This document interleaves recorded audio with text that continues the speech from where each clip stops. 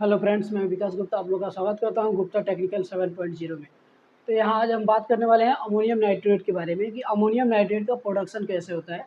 Flow sheet के माध्यम से इसको समझेंगे और इसकी कुछ प्रॉपर्टीज़ भी देखेंगे, इसका यूजेज भी देखेंगे, ठीक है ना।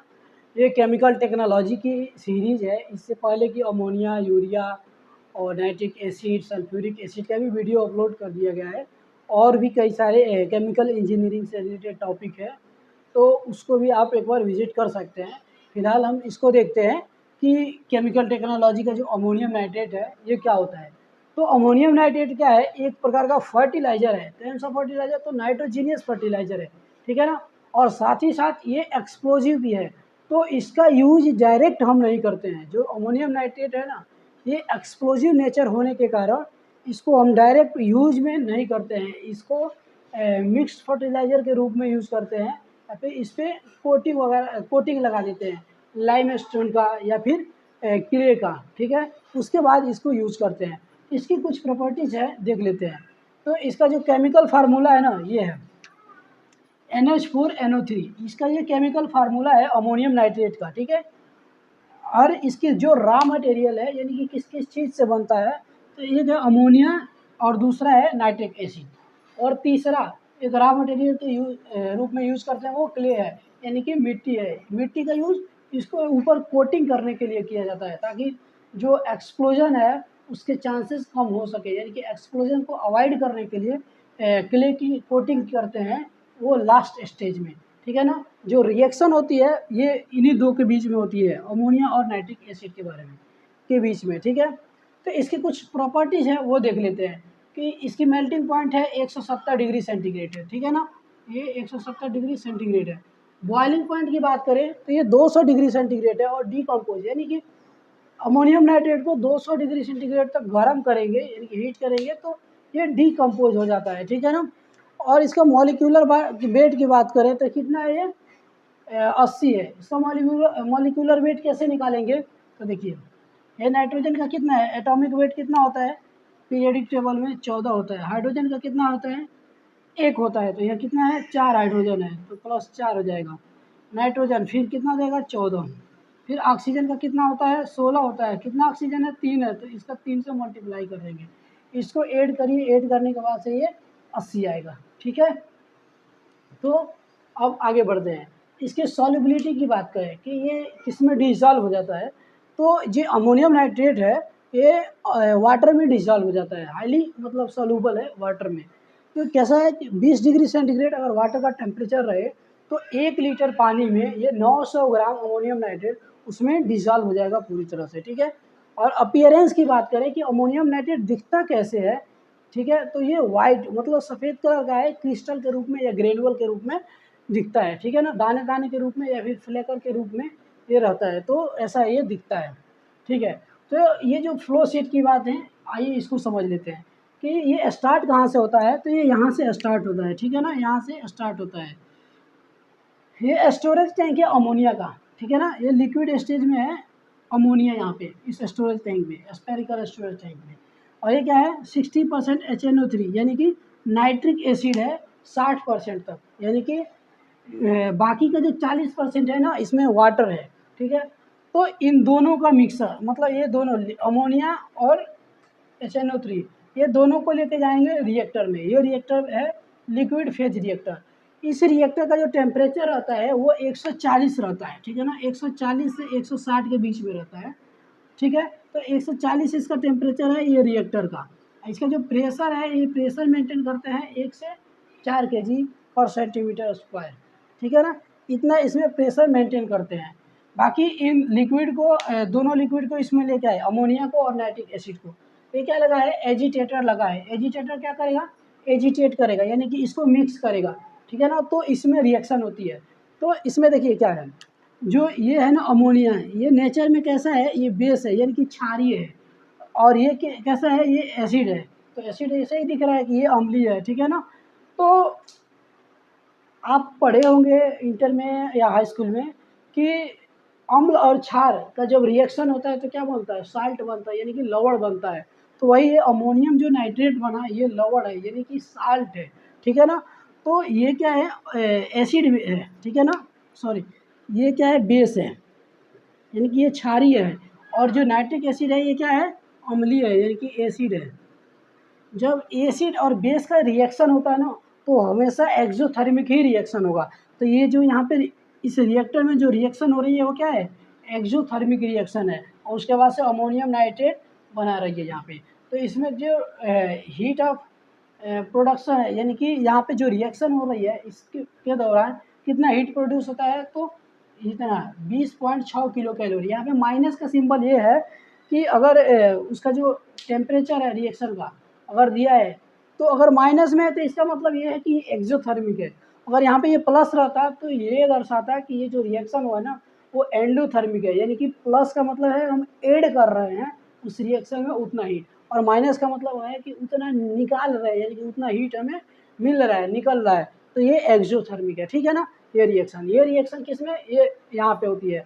और यहाँ पे ये रिएक्टर में क्या है, अमोनियम नाइट्रेट बन चुका पूरी तरह से। लेकिन क्या है, ये 75% तक रहता है, ठीक है ना। इसको जो कंसंट्रेशन रहती है 75% रहती है, ठीक है ना। बाकी का पानी रहता है, बाकी का क्या रहता है 25%, ये H2O रहता है, ठीक है। और बाकी का इसमें जो H2 है, क्योंकि देखिए ये HNO3 है वो कितना है 60% ही है, बाकी का 40% इसमें क्या है, पानी है ना।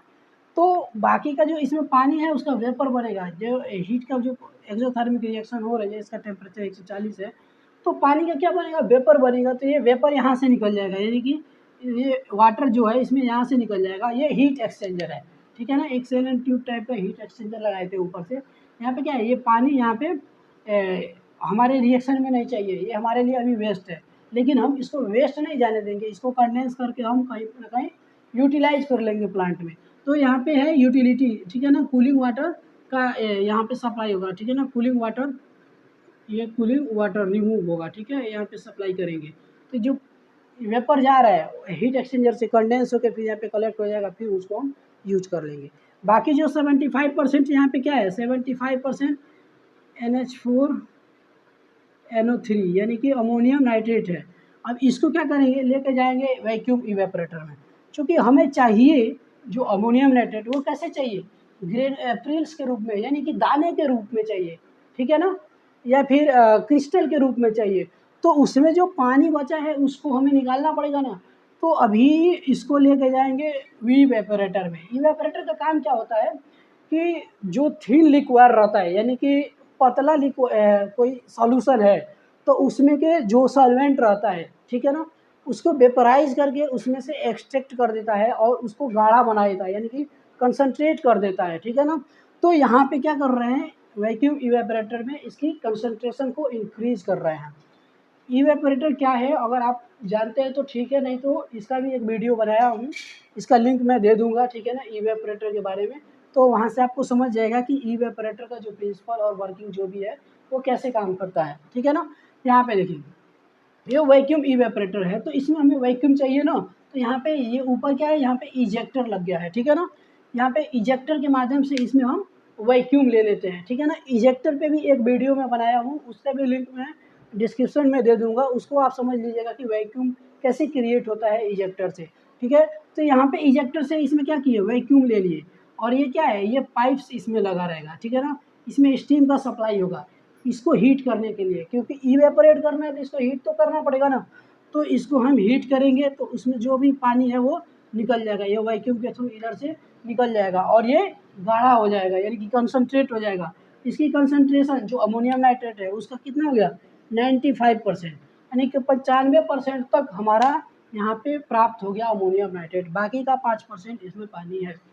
अभी देखिए यहाँ पे 100% क्यों किया है, क्योंकि अभी हमको इसको फ्लो कराना है ना, ये प्रिल्स बनाना है ना, दाने बनाने हैं ना। तो पूरा यहाँ पे ही क्रिस्टल हो जाएगा तो दाना कैसे बनेगा, इसलिए ये 5% इसमें पानी रहता है। 95% तक इसमें सॉलिड रहता है, यानी कि अमोनियम नाइट्रेट रहता है, यानी कि एकदम गाढ़ा गाढ़ा रहता है, यानी कहे तो मेल्ट फॉर्म में, पिघले हुए फॉर्म में, ठीक है ना। किसी भी सॉलिड चीज़ को पिघलाते हैं ना तो कैसा जैसे जस्ट उसका जो स्टेज बनता है पिघला हुआ रहता है, वैसे ये मेल्ट फॉर्म में। तो इसको हम लेके जाएंगे प्रीलिंग टावर में, ठीक है ना। इसका जो हाइट है वो 60 से 70 मीटर रहेगा, ठीक है ना। 60 से 70 मीटर इसकी हाइट रहेगी प्रीलिंग टावर की। यहाँ पे क्या है मतलब एक वॉल लगा रहता है, ठीक है ना। कटोरी टाइप का, उसमें होल्स रहते हैं और वो रोटेट होता है, और इसमें ये जो मेल्ट फॉर्म में जाता है ना अमोनियम नाइट्रेट, उसमें जाता है, फिर वो क्या होता है पूरा ये डिस्ट्रीब्यूट होता है, यानी कि चारों तरफ उसमें से बूंद से निकलता है और फिर नीचे आता है। तो सरफेस टेंशन की जो प्रॉपर्टी होती है क्या है, किसी भी जो मटेरियल है अगर लिक्विड फॉर्म में यानी कि मेल्ट फॉर्म में है तो क्या है गोलाकार रूप मतलब वो पकड़ लेगा अपना सरफेस टेंशन के कारण। तो यहाँ पे जो ये अमोनियम नाइट्रेट है ऊपर से आएगा, उसमें से निकलेगा वॉल में से यानी कि कटोरी में से, तो क्या है ये गोल गोल हो जाएगा, ठीक है ना। और इसको ठंडा करने के लिए यहाँ पे हम कंडीशनल एयर देते हैं, यानी कि हम यहाँ पे एयर नीचे से एयर का प्रोविज़न करते हैं, ठीक है ना। और ऊपर से आता है हमारा अमोनियम नाइट्रेट, तो दोनों का काउंटर करंट यानी कि देखिए एक इधर से जा रहा है और एक इधर से आ रहा है, तो इसको हम बोलते हैं काउंटर करंट, ठीक है ना। फ्लूइड की फ़्लो में मैं बताया हूँ, टाइप्स ऑफ जो फ़्लो है उसको मैं डिफ़ाइन किया हूँ कि कितने प्रकार के फ़्लो होते हैं, तो उसको भी आप एक बार देख लीजिएगा, ठीक है ना। तो इसमें काउंटर फ्लो हो रहा है, तो यहाँ पे आया एयर जो ये ठंडा है, और यहाँ से ऊपर क्या है इसको और ठंडा करेगा जो प्रिल्स है आ रहे हैं, और बाकी ये मॉइस्ट एयर यानी कि इसमें के जो मॉइस्चर है ये 5% इसको लेके यहाँ पे निकल जाएगा। टोटल तो नहीं ले मॉइस्चर लेके निकलेगा, अभी आगे देखेंगे, इसको ड्राई भी करेंगे। तो यहाँ से लेके मॉइस्चर निकल गया, बाकी यहाँ पे जो बचा ये दाने के रूप में, वो दाना इधर से नीचे आएगा, फिर इसको हम स्क्रीन के माध्यम से गुजारेंगे। यहाँ से क्या है लगभग 1.5 mm तक, ठीक है ना, 1.5 mm तक हमें ठीक है, ओके। यहाँ पे 1.5 mm तक हमको दाना चाहिए, तो ये स्क्रीन कर लेते हैं। जो 1.5 mm का जो दाना रहता है वो आगे हम पास कराते हैं ड्रायर में ड्राई करने के लिए। बाकी जो फाइन्स है यानी कि पतले पतले हैं, 1.5 mm से कम साइज़ के जो हैं बारीक हो गए हैं, ठीक है ना, पाउडर फॉर्म में कुछ जैसे आ रहा है तो टकरा टकरा के क्या है कुछ दाने टूट भी जाते हैं, तो उसको हम फाइन्स बोलते हैं, जो पतला पतला रहता है। तो उसको हम क्या है यहाँ से नीचे से रिसाइकल कर देते हैं इसे, जो फाइन्स है, ठीक है ना, पतला पतला यानी कि अंडर साइज है, 1.5 mm से जो भी कम है, ठीक है ना, वो हमारा जो ग्रेनुअल है इधर से आ जाता है, ठीक है। इसको फिर हम रिसाइकल कर देते हैं इधर से, फिर यहाँ पे जाएगा हमारा, ठीक है ना, 75% अमोनियम नाइट्रेट में मिक्स हो जाएगा, ये सॉलिड हुआ है, फिर वो उसमें मिक्स होकर फिर यहाँ से रिसाइकल कर लेंगे, हमारा प्रोसेस हो गया, ठीक है।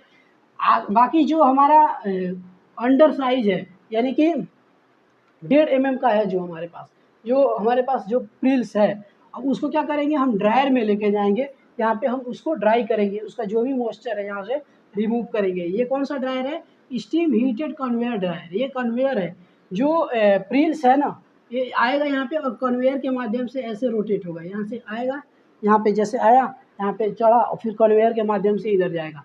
तो ये स्टीम हीटेड ड्रायर है, ठीक है ना, यानी कि जिस चैम्बर से होके गुजरेगा, ये जिस ड्रायर से होके गुजरेगा उसके साइड में क्या है ट्यूब्स लगे होते हैं, उन ट्यूब्स में स्टीम का प्रोविज़न रहता है, यानी कि स्टीम उसमें जाता है, ठीक है ना, उस ट्यूब्स में।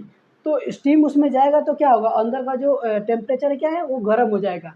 अब बाकी हम एयर का प्रोविज़न देते हैं ताकि जो दाने हैं उससे एयर पास होता रहे।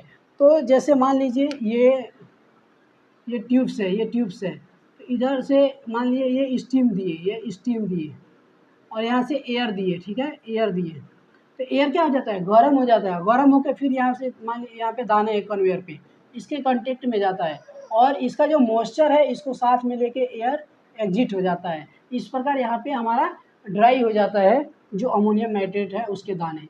उसके बाद इसको लेके जाते हैं कोटिंग ड्रम में, ठीक है ना, ये एक प्रकार का वेसल है, यहाँ पे क्या है क्ले ऐड करते हैं यानी कि मिट्टी को ऐड करते हैं, ठीक है ना, एक्सप्लोजन को अवॉइड करने के लिए, यानी कि विस्फोट ना हो उससे बचने के लिए यहाँ पे उसके ऊपर एक परत लगाते हैं मिट्टी का, ठीक है।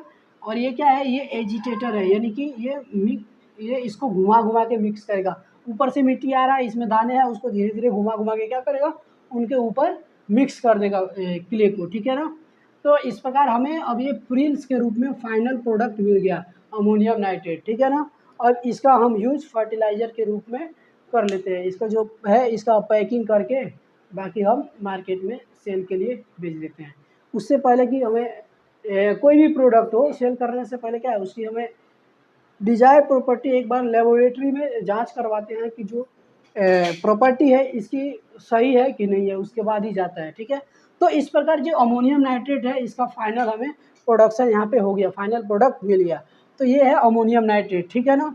तो उम्मीद करता हूँ कि आपको समझ में आया होगा। अगर कुछ डाउट है अमोनियम नाइट्रेट के बारे में तो आप हमें कमेंट करके बताइए, ठीक है।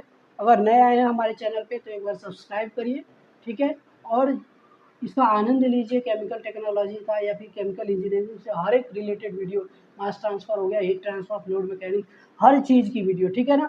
अभी इंटरव्यू से रिलेटेड भी कुछ क्वेश्चन अब शुरू करने वाले हैं, ठीक है।